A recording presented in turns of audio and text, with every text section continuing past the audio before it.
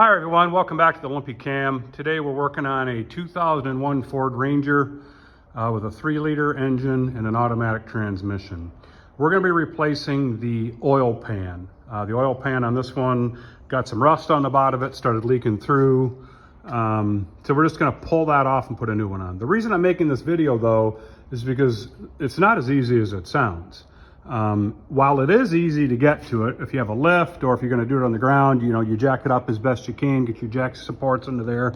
You can pretty much get right to the oil pan. There's plenty of room here for that. The starter mounts right here. This is an automatic, but starter mounts right here.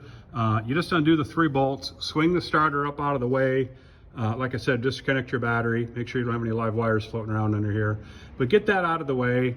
Run off all of your bolts that are holding on your oil pan. These are all 8 millimeters. So you can run those off pretty easy. You can get to all of them. Once that starter is removed, it gets you up here to this back side here. And then the oil pan is going to drop down just so far. Now it is pressed pretty tight up against this back plate here for the transmission, but you can use a little pry bar, sneak it past that. And really you're going to drop the driver's side down about as far as you can. And really it's going to come down about, that far on this side. And it's going to give you enough room to get right here to where the oil pump mounts at. And that 1 bolt that holds the oil pump on right there. 13 millimeter wrench. I use a gear wrench. You want to ratchet it. But you just reach up inside of there, break that free, gear wrench that off, ratchet it off, and then it's going to drop down. Drive rod and everything's going to come down with the oil pump, and then it's going to come out once you do that. Now the reason for that is, and the reason I'm making this video is because it's not that easy. So actually that's the old oil pan. Here's the new oil pan right here. And the reason that the oil pump has to come out with it is because this, when this is up there and bolted in, it does not come out, straight up and down. There's not enough room there. It actually mounts up in here like this.